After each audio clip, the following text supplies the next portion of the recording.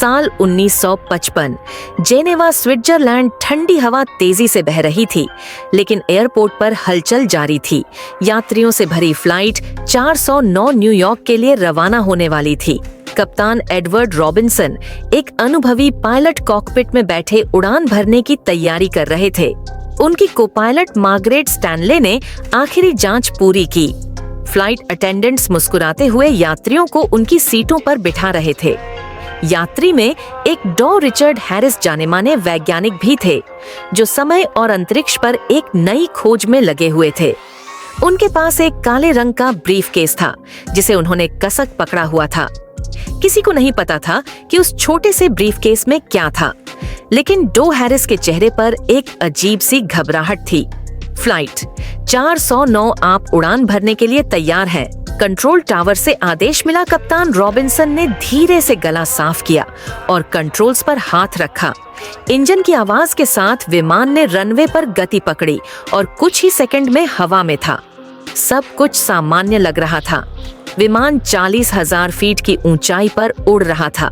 तभी अचानक कैप्टन, कुछ गड़बड़ है। को-पायलट मार्गरेट ने घबरा कर कहा। विमान के मीटर अजीब तरीके से घूमने लगे। बाहर का आसमान अचानक सुनहरा और नीला चमकने लगा, जैसे सूरज कुछ ज्यादा ही तेज हो गया हो। फिर एक जोरदार झटके के साथ विमान के अंदर बिजली की चमक दौड़ गई। कंट्रोल टावर से संपर्क टूट गया। रडार पर फ्लाइट 409 की सिर्फ एक झलक दिखी और फिर वह अचानक गायब हो गई। माय गॉड, हमने एक पूरी फ्लाइट खो दी। कंट्रोल रूम में अफरा तफरी मच गई। फ्लाइट 409 के यात्रियों को समझ नहीं आ रहा था कि क्या हो रहा है। विमान के बाहर सिर्फ धुंधली रोशनी और अजीब से रंगों के बादल दिख रहे थे। ना कोई आसमान, ना धरती। डॉ हैरिस ने अपना ब्रीफकेस खोला। उसमें एक छोटा डिवाइस था। क्या तुमने कुछ किया है? कप्तान रॉबिन्सन ने गुस्से से पूछा। ये एक टाइम डिस्टॉर्शन डिवाइस है। ये समय के प्रवाह को प्रभावित कर सकता है। डॉ हैरिस ने कांपते हुए जवाब दिया। तुम्हारा मतलब है कि हम समय में कहीं खो गए हैं? मार्गरेट ने हैरानी से पूछा। डॉक्टर हैरिस कुछ कहने ही वाले थे कि विमान एक तेज झटके के साथ हिल गया।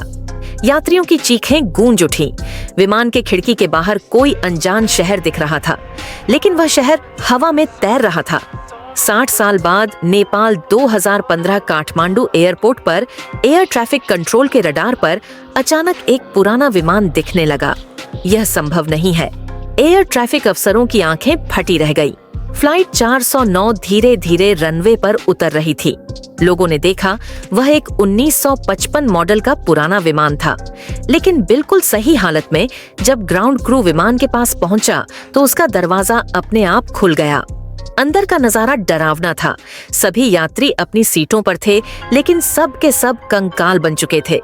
सबसे चौंकाने वाली बात यह थी कि विमान के इंजन अभी भी चालू थे। फ्यूल खत्म नहीं हुआ था और विमान के अंदर घड़ियां 1955 पर ही अटकी थी। विशेष जो ने जांच शुरू की, लेकिन कोई ठोस जवाब नहीं मिला।